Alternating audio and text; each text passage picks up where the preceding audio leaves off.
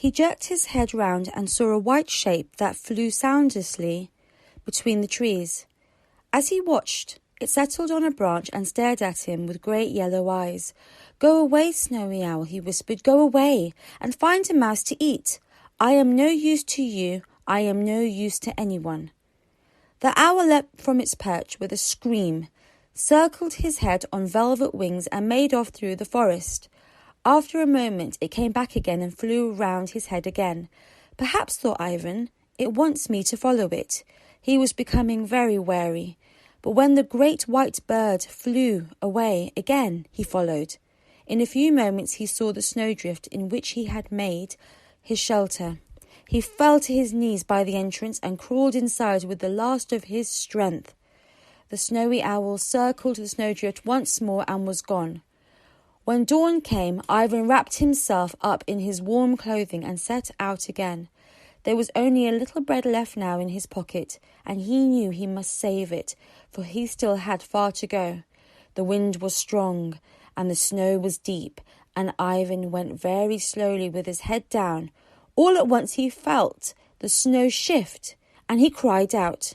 Beneath his feet a great crack opened up, and lumps of snow as big as houses fell into it with a hissing roar. He flung himself forward, trying to reach the other side. His mittens grabbed at the lip of the crack, but it crumbled and he was falling. Desperately, he clutched at a tiny fir tree that grew outward from the side of the crack. It was so small that he knew it would never hold him. His weight would pull it out by the root. He would fall down with the tumbling snow blocks to be buried forever in the bottom of the crack. But the little fir tree held. It jerked him to a stop and held, and he dangled by one arm over the drop as an avalanche of snow hurtled, roaring into the chasm. Afterwards, he could never tell how long he hung there. He only knew that at last the avalanche stopped, and he scrambled his way somehow out of the ghastly crack. For a long time he lay in the snow sobbing, with fright at the horrible fate he had escaped. Then wearily he got to his feet and brushed the snow from his clothes with his mittened hands. His heart was heavy, and if it had not been for the crack that now blocked the way, he might have given up and returned to his distant home. As it was, he sighed, turned his face into the north wind and went on. Presently it began to grow dark. "I must find another snowdrift," said Ivan to himself. He sighed. Long ago, when his father had taught him how to make a snow den, it had been fun. Now it seemed like hard work. Snow dens are quite warm, he thought, but they were not like my little bed at home. The sky was a deep grey, turning black. When Ivan found his snowdrift, he fell to his knees and began to scrape out a tunnel with his mittened hands. After a moment he stopped. His head tilted to one side. From far away, carried on the wind, he thought he heard music. He listened. The pine trees creaked and sighed, and snow powder hissed over the frosty crust. Then he heard it again. It was the sound of a fiddle. Ivan screwed up his eyes and shook his head fiercely. No, it was not real. It could not be real. It was another cruel trick to hurt him, to keep him from doing what he must do. He began once more to scrape at the snow, whistling a little between his teeth to blot out the sound of the fiddle. But when he stopped, there it was, rising and falling in the wind. He got to his feet and gazed towards the sound, biting his lip. There was a faint glow in the sky beyond the pines, and now he was sure there were voices too, mixed in with the fiddle. He looked down at his unfinished den, then out again towards the glow. It seemed real, all of it, the fiddle, the voices, and the glow. He saw a picture in his mind of people, happy people who laughed and shouted and danced to a fiddle, and suddenly he was overcome with loneliness. He left the snowdrift and began hurrying through the trees, his eyes fixed on that warm, hypnotic glow. He came out of the trees onto a long slope, and there below him lay a village. Lamplight glowed warmly in all its windows and spilled out of open doorways onto a crowded street. Everyone in the village seemed to be out of doors, and when Ivan looked down the street, he could see why. At the far end of it, someone had built an enormous fire. Its flames rose high in the air, and the snow all around was pink with its glow. And the music, it wafted in great clouds up the slope, and Ivan had never heard such music. He was weary, but he wanted to dance. He was far from his home, yet he felt like shouting, and up towards him, their laughter spangling the night, came children, a long ribbon of children, hand in hand, running up the hill.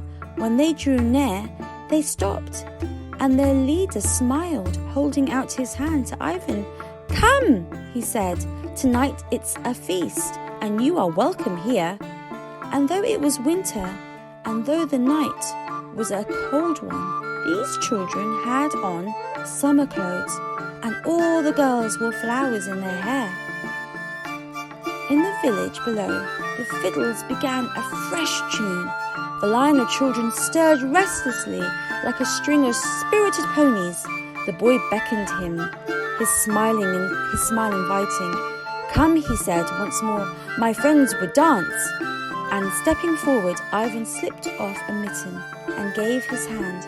At once they went whirling away across the slopes and down to where the people danced through pools of lamplight on the snow. Ivan, skipping, threw back his head and laughed. The line had reversed itself so that now the last child had become the first and was leading them onto the street. Once in the village, they did not keep to the street, but began threading themselves like a many-coloured serpent to and fro between the houses. Once their leader took them through the doorway of a house, and Ivan had a glimpse of tables, chairs, a big tiled stove, before he was whirled out again into the night. People were everywhere, but if anyone noticed the stranger in their midst, no one seemed to mind. The music grew louder, and coming round the corner of a house, Ivan saw that they were close to the great fire. In the flames, an ox was roasting, and nearby on upturned barrels sat fiddlers. Their bows flashed back and forth across the strings of their fiddles, and they tapped their feet in time upon the beaten snow. The line of children circled, forming a ring with the fiddlers in the middle. Round and round they whirled, the firelight dancing in their eyes. Then the circle broke, and the child who had led them was thrust into the centre among the fiddlers, and the tune changed, and she danced a special dance for them while they went round and round. When her dance was finished, the girl rejoined the circle. The next child was pushed forward, and the tune changed again. Ivan watched through tears of joy. The cold was gone, and the loneliness. What would be the tune when his turn came, and what steps would he dance? Round and round and round, the people of the village had stopped their dancing now and were crowding forward to watch the children. And as they watched, they clapped their hands to the fast, clever rhythm. The boy beside Ivan grinned, winked at him, and leapt into the centre. The child whose dance was done took Ivan's hand. The circle never stopped spinning. "My dance next," cried Ivan. "A few more moments, and I will show you dancing." They whirled on. Ivan gasped as a volley of wind whipped about his legs, unimaginably cold. It scooped up a twist of crystals and spun them about his body. In an instant, he was blinded as the stinging powder lashed his eyes. He tore his hands from those of his friends and fell to the ground, clawing at his face. The crystals turned to water, and he blinked them from his eyes. He had broken the circle. He must get up and take his place, or the dance would be spoilt. Already the fiddlers had stopped playing. He scrambled to his knees and cried out in pain and disbelief. The fire was gone. There was no ring of children, nor any mark upon the snow where they had been. There was no villagers. The house lay cold and broken along the empty street. Snow sifted through sagging doors, and the wind moaned in sightless windows, stirring here and there a rag of ancient curtain. He knelt there in the snow and wept for the pretty phantoms of the dance, his tears becoming ice upon his cheeks, and when at last the crying stopped, so that he could see again, he saw before him a great black hole in the place where the fiddlers had been. A well, a deep, deep well, with smooth sides and black, icy water far down in the bottom of it. And he knew that if his turn had come to dance, then that black water would have closed forever over his head. He got to his feet shuddering, backing away from the well. Was it possible? They had been so beautiful. They had befriended him and made him one of them. Would they have led him to the brink of the well? Would they have let him fall? He stood there, forlorn, in the broken village. The wind blew around him, and there was laughter in it, and he knew.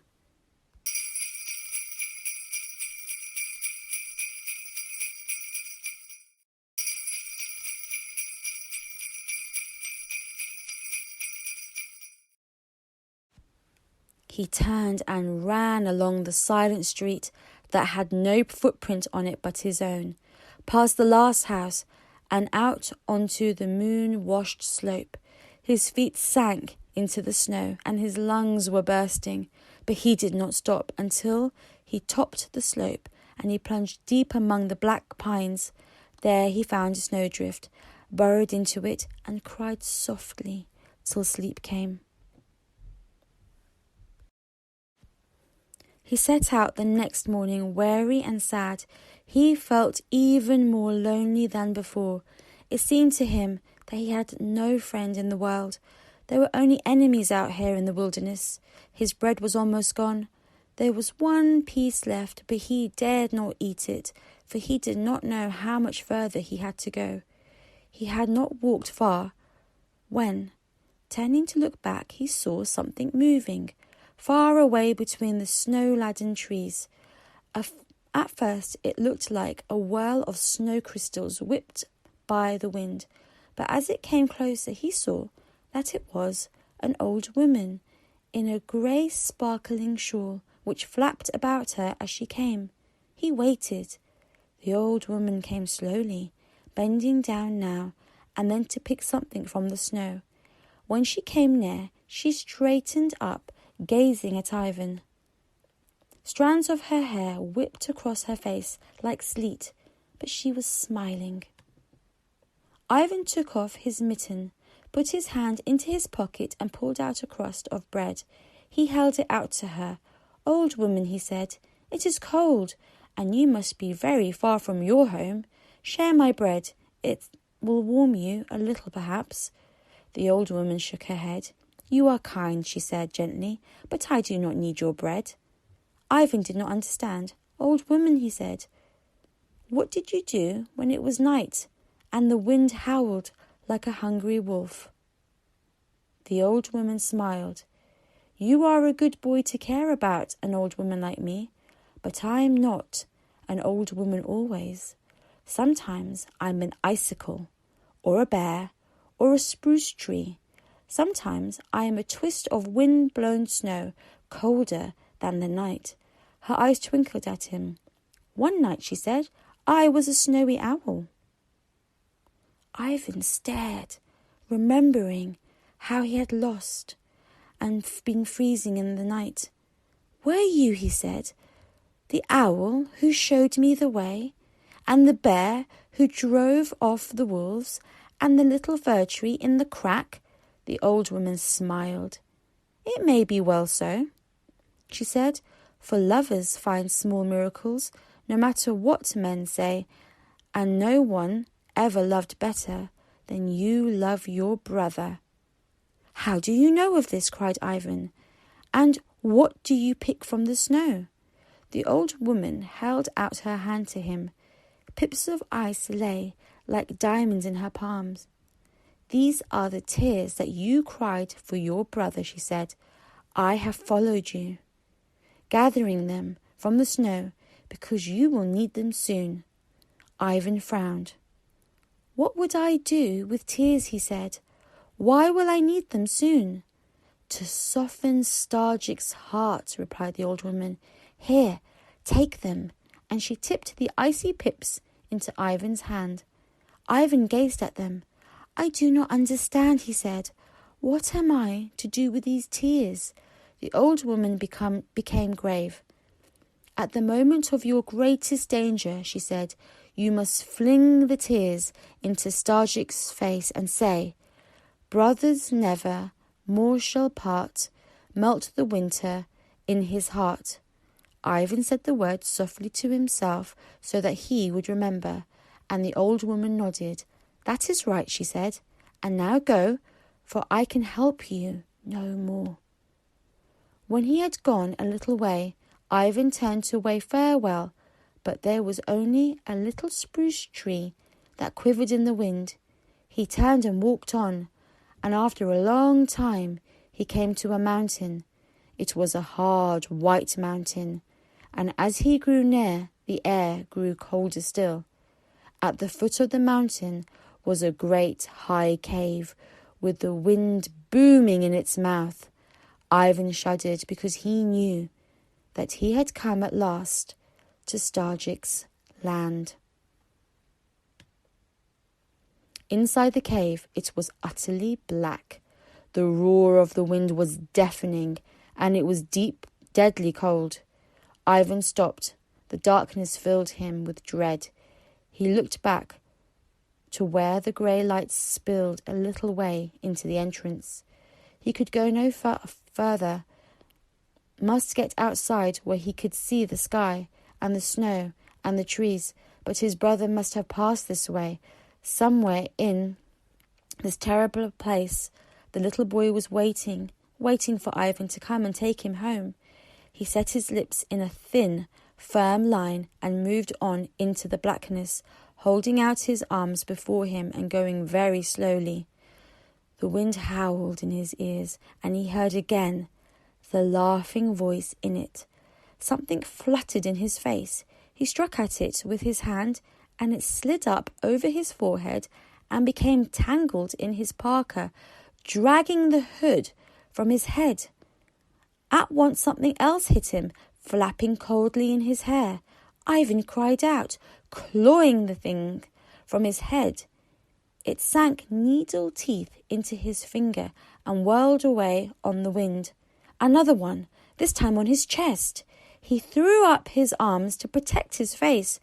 Whatever the things were, they were all around him. He felt like the small collisions, felt them cling, fluttering to his clothing. He screamed, but the wind drowned the cry. He whirled round and round, beating at himself to knock them off, and for every one he brushed away, there was another one to take its place.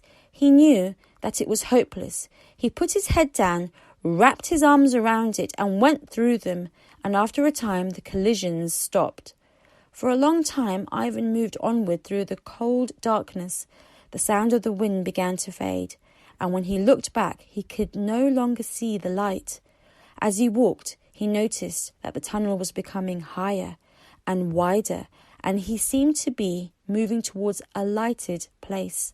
Presently he stopped, listening intently. Somewhere in front of him, he heard a laugh. It was not a pleasant laugh, like the laugh of someone who was enjoying a good joke. It was a cold, flat laugh, and when it came again, Ivan found himself thinking about the laughter he had heard in the wind last night when he was lost and freezing.